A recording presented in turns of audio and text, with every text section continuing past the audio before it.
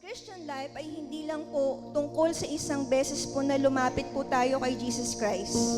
Amen? Hindi ito isang beses na tumanggap ka, lumapit ka, tinanggap mo siya bilang Panginoon tagapagligtas. Ito po ay tungkol sa pagbabalik, Panginoon. Pagbabalik po natin sa Panginoon tuwing napapalayo po tayo sa Kanya. So lahat tayo may moments na nanghihina, lahat tayo may moments na nade-distract o nagkakamali po tayo. Pero ang mabuting balita po, ang Diyos po natin hindi po nagsasawa na tanggapin po tayo. Do you agree? You say amen. Amen. Tingnan nga po natin sa Joel chapter 2 verse 12 to 13. Basahin po natin ng sabay-sabay. 1, 2, 3, go. Even though, declares the Lord, return to me with all your heart, with fasting and weeping and mourning. Rend your heart and not your garments. Return to the Lord your God. Okay? For He is gracious and compassionate, slow to anger, and abounding in love. He relents from sending calamity. Okay? Joel chapter 2 verse 12 to 13. Tingin sa akin. Okay? Now, tingnan ko po muna, ano po ba ang background ng Joel 2? Bakit po yan sinabi? Okay? Bago natin unawain yung panawagan ng Diyos sa Joel 2, kailangan po muna nating malaman ano bang sitwasyon ng Israel nung panahong binitawan po ng Diyos yan. Ang lupain po ng Juda, tingin, okay, ay sinalanta po ng napakalaking salot. Ang tawag po ng salot na yun ay balang. Balang o balang, I don't know. Locust, plague. Okay, ito po, yung mga insektong maliliit. Okay, so ang ginagawa po niyan, sinisira po niya yung mga pananim. Sinisira niya yung mga ubasan. Sinisira niya mga puno. So pag sinira niya yan, ng locust na yan, yung mga pananim, wala po silang makain. So it's a calamity. Kaya lang, hindi po yan simpleng calamity. Ito po ay isang wake-up call mula sa Diyos. Sabihin mo nga, wake-up call. Bakit po? Kasi ginagamit ng Panginoon ang krisis. Ginagamit ng Diyos ang calamity para gisingin ang kanyang bayan na matagal nang lumalayo sa kanya. You see? So yung calamity, yung plague pong yan, ginagamit ng Diyos para panggising. Hindi lang kasi lupain nilang natuyot eh. Tingin, hindi lang lupa ang natuyot ng panahong yon, pati po yung relasyon po nila sa Diyos nanlamig na rin. At nung panahon po ng lumang tipan, pag sinabing render, punitin mo yung damit mo, tanda po yan ng matinding kalungkutan. Amen? Or matinding pagsisisi. Kaya ang pagsisisi noon, di ba, mabasa mo sa Bible, si David talagang nagpapatira pa, naghuhubad eh. Sinisira nila yung damit nila. That is what we call render your garments. Amen? Pero sabi ng Panginoon doon sa verse Joel 2, wag lang daw damit ang punitin. Ang gusto ng Panginoon, ang puso ay mabago. So ibig sabihin, tingin sa akin, ang hinahanap ng Diyos, hindi po panlabas na relihiyon. Hindi po hinahanap ng Diyos yung emosyon lang. Ang hinahanap po ng Panginoon ay tunay na pagsisisi. Ang hinahanap po ng ating Diyos ay tunay na pagbabago ng puso. Tunay na pagbabalik sa Kanya. At bakit inaanyayahan pa rin sila ng Diyos sa kabila po ng panlalamig po nila? Kasi yan po ang karakter ng ating Panginoon eh. Tingnan niyo po yung verse. For He is gracious and compassionate, slow to anger, amen, abounding in love, abounding in steadfast, abounding in love, and He relents from sending calamity. Amen? So hindi nagbabalik ang tao sa Diyos dahil karapat-dapat sila eh. Nagbabalik siya dahil ang Diyos ay puno ng biyaya. Dahil ang Diyos ay puno ng habag. Dahil ang Diyos ay puno ng pag-ibig. Tingin sa akin, anumang locus ng buhay, anumang plague ng buhay, anumang kalamidad, amen, sa ating buhay, kabiguan, krisis, pagkawala, or discipline ng Panginoon. Lahat po yan ay pwede pong maging paanyaya para bumalik po tayo sa Diyos. Kaya ang mensahe po ng Panginoon sa kanila noon, Yan din po ang mensahe ng Diyos sa atin ngayon. Return to me with all your heart. Yan ang mensahe ng Diyos. At hindi pa po huli ang lahat.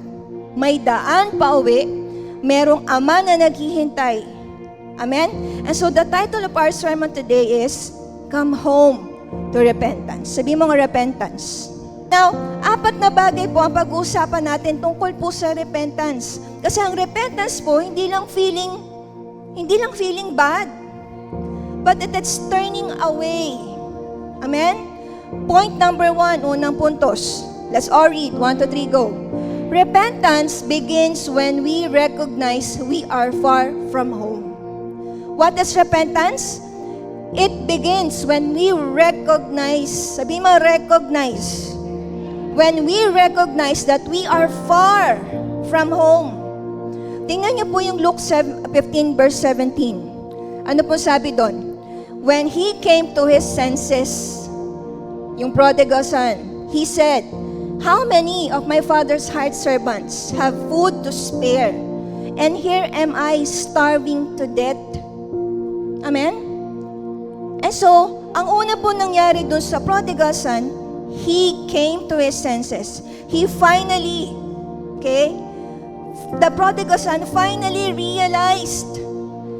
Sabi niya, hindi ako dapat nandito eh. Kasi doon, sa bahay ng tatay ko, yung mga servants namin, may pagkain sila. Tapos ako nandito, wala akong makain. So the prodigal son now recognized that he is far from home. Sabihin mo, far. Na-realize siya ngayon, malayo siya. Kasi hindi naman ganun ang dating niyang buhay eh. Amen? Look at this. Let's read sabay-sabay.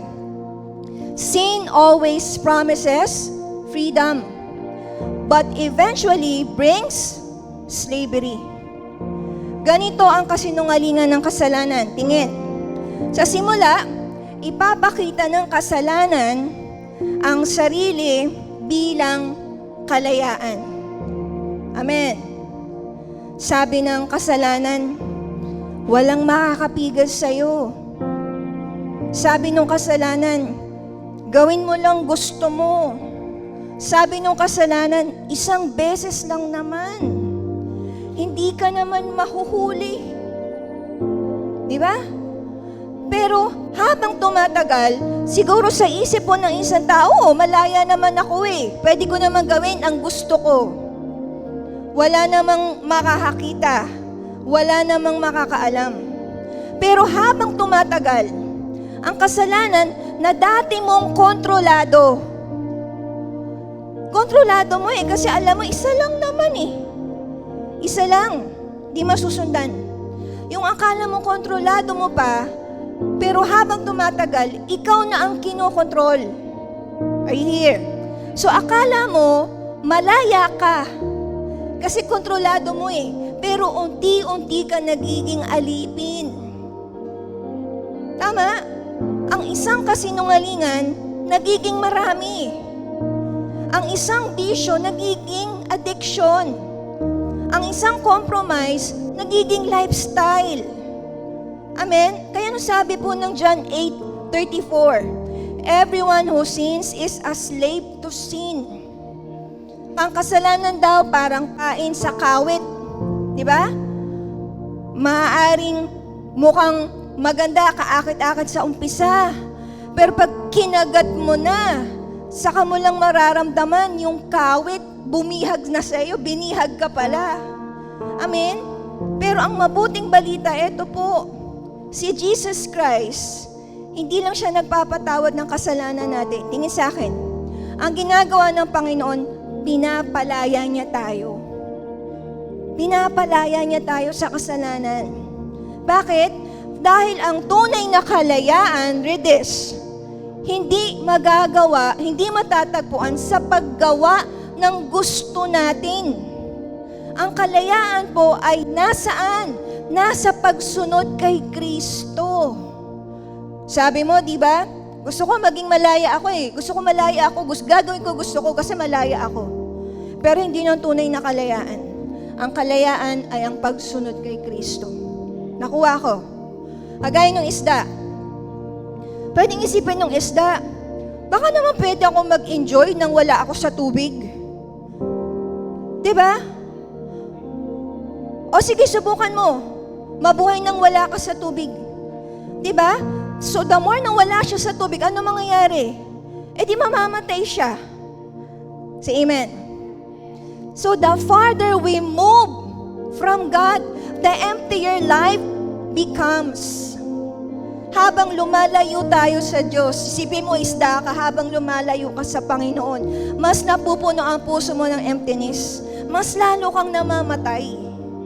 Pwedeng puno yung bank account mo, pwedeng successful yung career mo, pwedeng masaya yung love life mo, maganda yung mga post mo sa social media. Pero kung wala ang presensya ng Diyos, may kulang pa rin. Bakit? Kasi ang Diyos ang pinagmumulan ng tunay na kapayapaan, ng tunay na kagalakan at tunay na layunin sa buhay. Kapag lumayo tayo sa Panginoon at hinanap natin yung kasiyahan sa ibang bagay, amen? Walang makakapuno ng spasyo na yon na tanging Diyos lang ang magpupuno. Tama? Paano mo malalaman na unti-unti ka na nawawala, nagdi-drift away? Una, kapag ang prayer po becomes optional. Dati hindi kompleto ang araw pag walang prayer pag hindi nagpe-pray. Ngayon naaalala lang natin ang Diyos kapag may problema. Ano pa? When worship becomes routine. Maawit ka pa rin, pero walang puso. Nagsiserve pa rin, pero walang puso. Amen? Nasa church ang katawan, pero malayo ang isip at damdamin sa Diyos. Ano pa? Sin becomes comfortable. Dati nakukonsensya ka pa Ngayon, wala nang konsensya. Diba? Normal na lang. Hindi na natatakot gumawa ng hindi maganda. Ano pa? Conviction becomes weaker. Dati ang bilis mong magsisi kapag nagkamali. Ngayon, kaya mong matulog nang walang pakialam, kahit alam mong hindi ka namumuhay ng ayon sa kalooban ni Lord. Ano pa, last? Pag ganito ang ginagawa natin, God feels distant. Hindi dahil lumayo ang Diyos. Siya ay nananatiling tapat. Ang totoo, tayo pang unti-unting lumalayo sa Panginoon. At kapag lumayo tayo, amen, nawawala yung init ng ating relasyon sa Panginoon. Say amen. Kaya kung mapapansin natin, ganito na yung estado ng spiritual life natin. Amen? Anong dapat mong gawin? Hindi pa huli ang lahat. Ang panawagan ng Panginoon, return to me. Ang panawagan ng Diyos, come home. Look at this. The first miracle of repentance is awareness. Bakit ko sinabing ganun? Bago ang tunay na pagbabago. Okay? Bago ang pagbabalik sa Diyos, may isang bagay na dapat unang mangyari sa puso ng tao. Ano yun? Dapat meron munang awareness. Dapat meron munang awakening. Hindi siya basta emotional moment lang. Amen? Ito yung mga sandali na bigla mong na-realize. Sandali, wait lang. Mali pala ako. Sandali, wait lang. Hindi natin dapat ginagawa to. Sandali lang, wait. Lumalayo na pala ako sa Panginoon. Sandali lang, hindi ko pala dapat ginagawa to. Hindi na pala tama yung pinagdadaanan ko. Hindi na pala tama yung ginagawa ko. Amen? Yan ang tawag doon, awareness. Ang tawag doon, awakening. At ang awareness mong yan, ang awakening yan, hindi yan gawa ng sarili nating isip lang. Gawa po yan ng Holy Spirit. Amen? Ano sabi ng Luke 15:17? Diba sabi ng prodigal son? But when he came to himself, ibig sabihin, nagising. Nagising sa katotohanan ng kanyang kalagayan, nagkaroon ng awareness. Dati akala niya okay pa Dati akala niya kontrolado pa niya yung buhay niya Pero dumating yung punto, nakita niya yung realidad, yung reality. Malayo na pala siya sa Ama at wala na siyang pupuntahan. Ganyan ang unang himala ng repentance. Amen? Ang unang himala ng repentance is this: hindi pa siya umaamin agad, hindi pa siya bumabalik agad, pero nagising na, pero na-awaken na, pero na-aware na. At hindi po yan gawa ng tao, gawa ng Holy Spirit yun. Tama? That's the miracle of repentance. Dahil ang repentance hindi galing sa atin, galing sa Diyos. Kapag ang tao na natiling bulag, kapag ang tao na natiling blind sa kanyang spiritual conditions, hindi siya hahanap ng pagbabago. Pero kapag binuksan ng Diyos yung mata ng tao, when God opened the eyes, kahit mahina pa ang hakbang, may pag-asa pong makauwi yan. Kaya kung may moment tayo ngayon na parang may conviction, may discomfort, may realization, huwag mong i-ignore. Amen? That's called to repentance. At yan po ay gawa ng banal na Espiritu Santo. Amen? What's number 1? Number 1 is, repentance begins when we recognize we are far from home. From the word recognize. Pangalawa, mabilis lang ako. Pangalawa, repentance requires humility. Luke 15:18. Sabi doon, I will set out and go back to my father and say to him, Father, I have sinned against heaven and against you. Sa Tagalog, sabi niya, babalik ako sa aking ama. Sasabihin ko sa kanya, Ama, nagkasala po ako sa Diyos at sa inyo. Notice this. Di ba ang ginawa ng prodigal son? He stopped blaming. Ano sabi niya? Ako. He stopped blaming. He stopped making excuses. Alam mo kung anong itsura talaga ng repentance? Real repentance sounds like, I was wrong. Yun ang repentance. Pero hindi yung, they made me. Hindi yung, everyone does it. Explain ko. Ang tunay na pagsisisi, look at me, hindi naghahanap ng palusot. Hindi naglalagay ng sisi sa iba. Tama? Hindi rin nag-a-adjust para lang magmukhang okay. Tama? Pag ang repentance po, you immediately admit, I was wrong. Ako mali. Nagkamali ako. Say amen. Hindi po they made me. Kasi sila Amen? Kapag gantong sinasabi natin, parang ibinabalik po natin yung sisi sa ibang tao. Yung responsibilidad sa ibang tao. Pero the moment na gumagawa po tayo ng kasalanan, responsibility natin yun. Huwag mong isisi sa iba, kasi sila Kasi ang tunay na repentance, marunong umamin, ako ang nagkamali. Hindi sila ang dahilan ng aking kasalanan. Do you agree? Say amen. Ano pang sabi? Real repentance sounds like what? Malito, everyone does it? Ang culture natin, pwedeng i-normalize ang kasalanan. Pero ang katotohanan, hindi nagbabago. Tingin sa akin, church. Kahit ginagawa ng marami, hindi ibig sabihin tama sa harap ng Diyos. Say amen. Hindi porket ginagawa ng ibang tao, gagawin mo rin. Hindi porket kultura na, tama na, no. Say amen. But real repentance says what? I was wrong. Simple, honest, and humble. Yan yung mga sandali. Amen? Hindi ka na nagtatago. Hindi ka na nagdadahilan. Hindi ka na nagtatanggol ng sarili.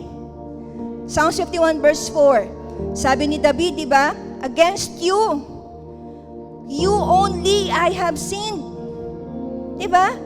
Yan ang puso ng tunay na pagsisisi. Walang excuses. Against you, Lord, I have sinned. Walang comparison, walang justification. Dahil kapag dumating tayo sa puntong kaya na nating aminin, Lord, I was wrong, doon nagsisimula ang tunay na restoration. Hindi tayo perfect, pero ready tayong baguhin ng Diyos. Ang doktor, hindi naman siya pwedeng gumamot ng tao na ayaw magpagamot eh. Ang doktor, kahit anong sakit mo, kung hindi ka magpapagamot, paano ka gagaling? God can work with broken people, but not with proud people. Ang Diyos hindi po natatakot sa brokenness.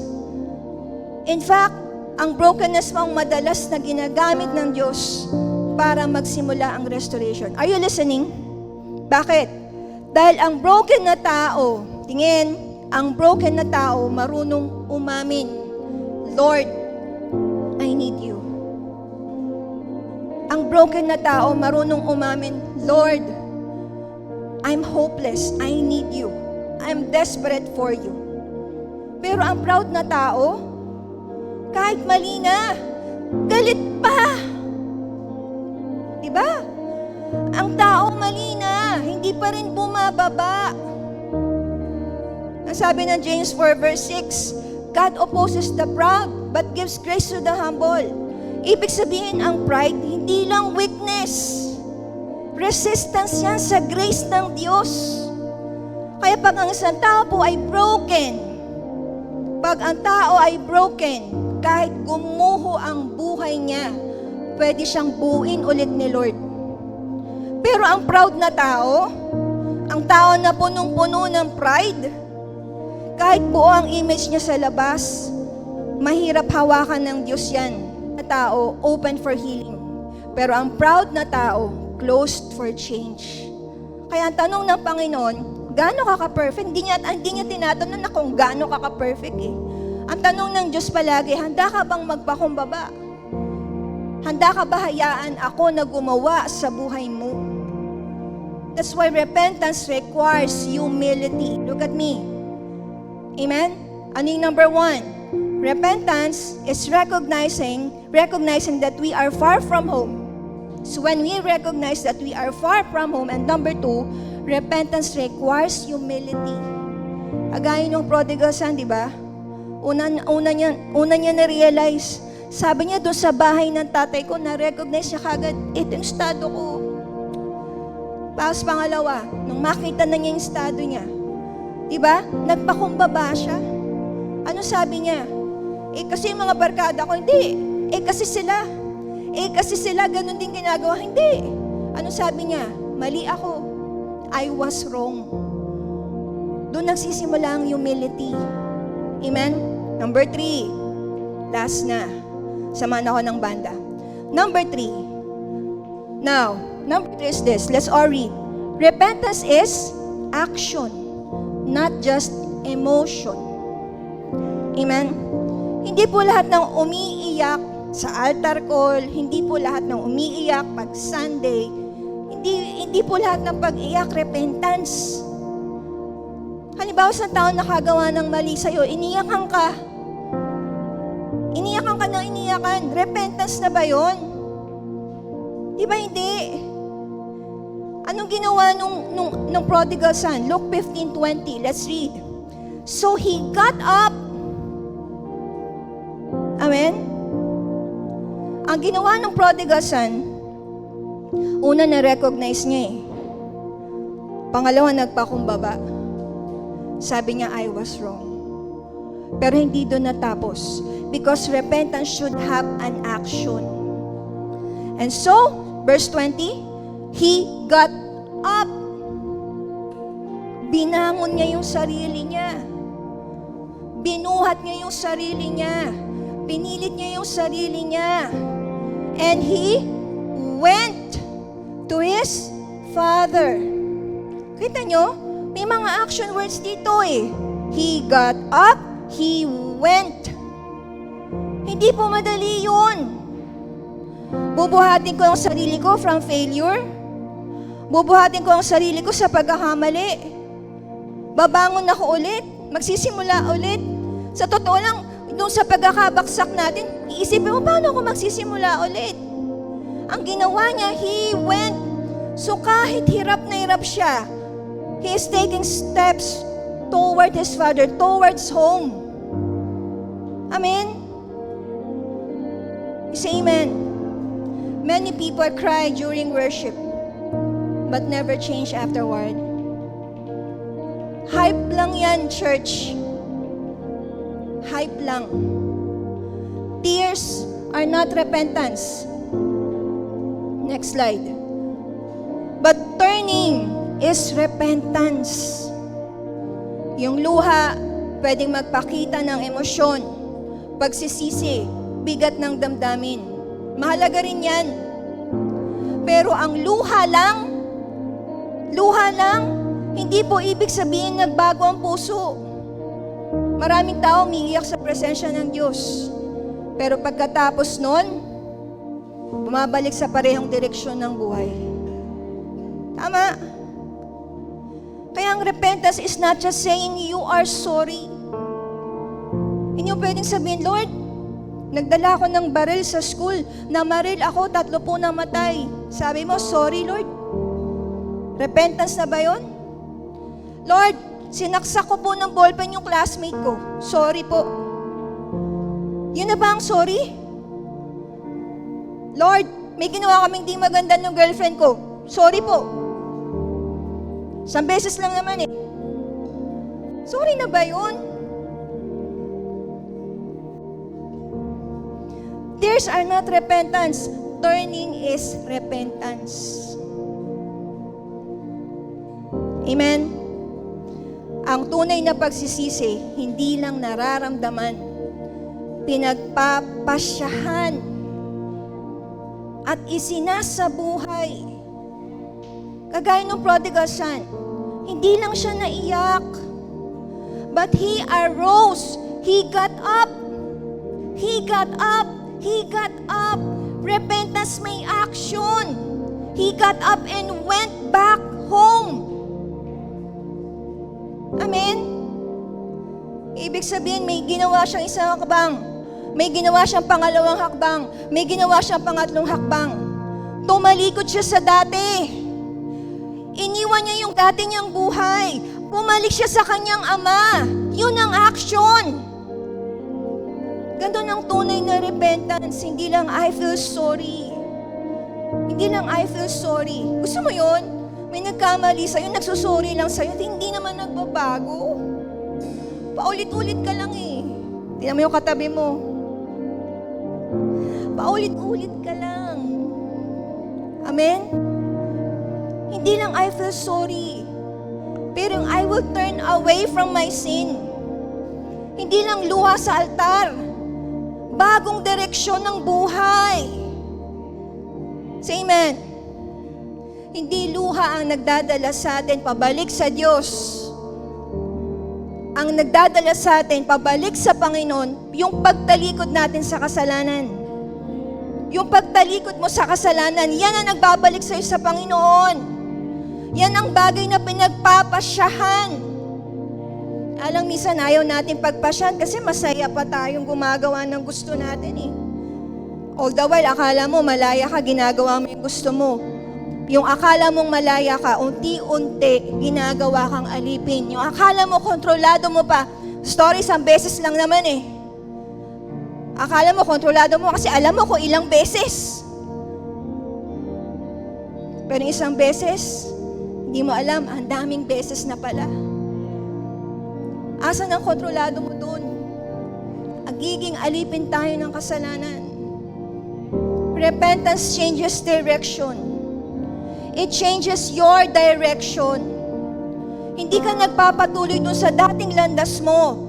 Repentance changes direction. May turning point. Tumatalikod ka doon. Bumabalik ka sa Panginoon. It changes your priorities.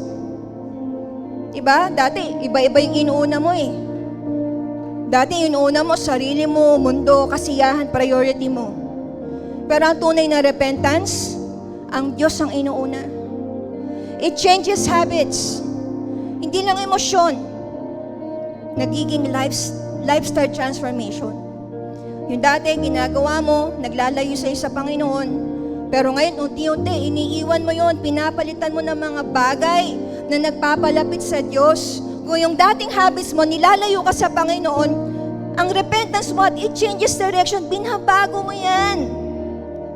Binabago mo yun. Kung hindi nakakabuti para sa'yo, huwag mong gawin. Tama? Say amen. Say amen. It changes relationships. Nagbabago rin ang mga taong pinipili mong samahan. Binabago mo din yan. Say amen. Say amen. Sa huli, ang tunay na repentance, hindi lang, sorry Lord. Sa huli, ang repentance, Lord, iba na yung direction ko. Iba na yung direction ko, Panginoon. Amen? Luke 15:20. Pag tinignan niyo yung verse, sabi doon, but while he was still a great way off, nakita siya ng tatay niya. And then the father ran to him, hugged him, kissed him. So nagre-rehearse pa yung bata ng speech niya. Pero ang Diyos nag-prepare ng celebration. Hindi nagtanong yung tatay, saan ka galing?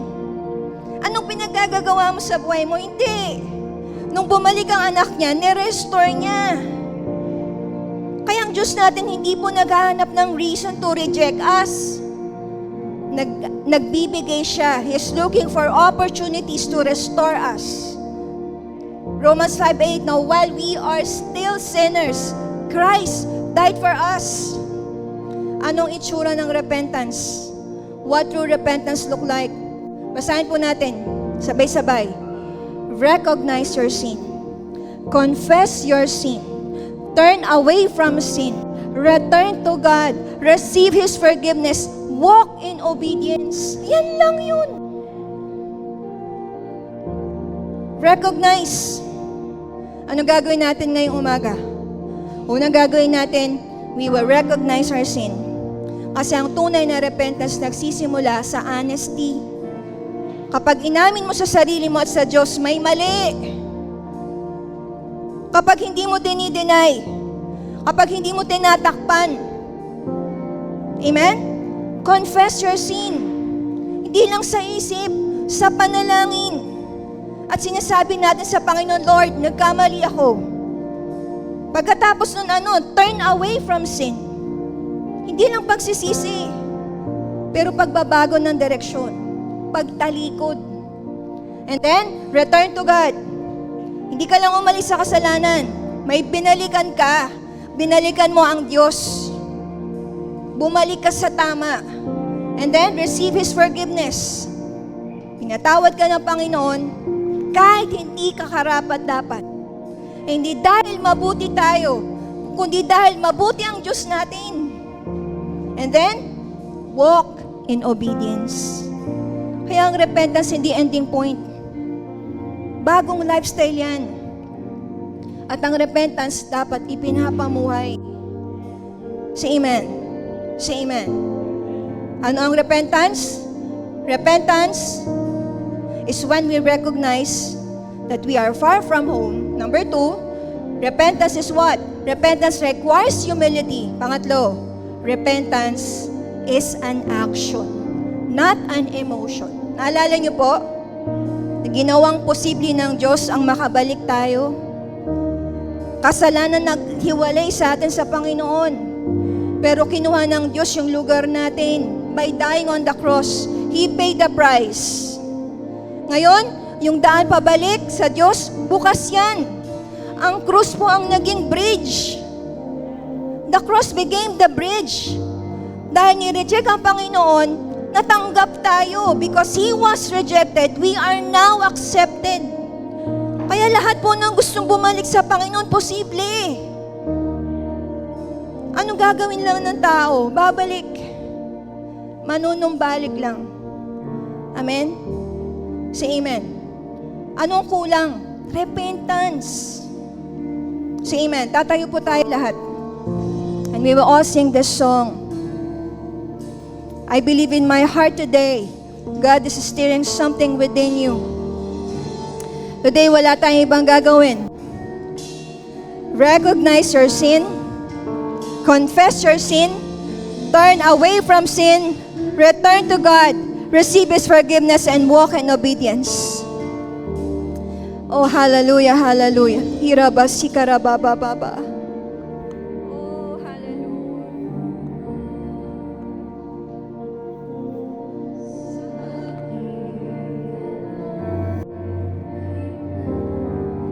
Gawin po nating panalangin ang awiting ito.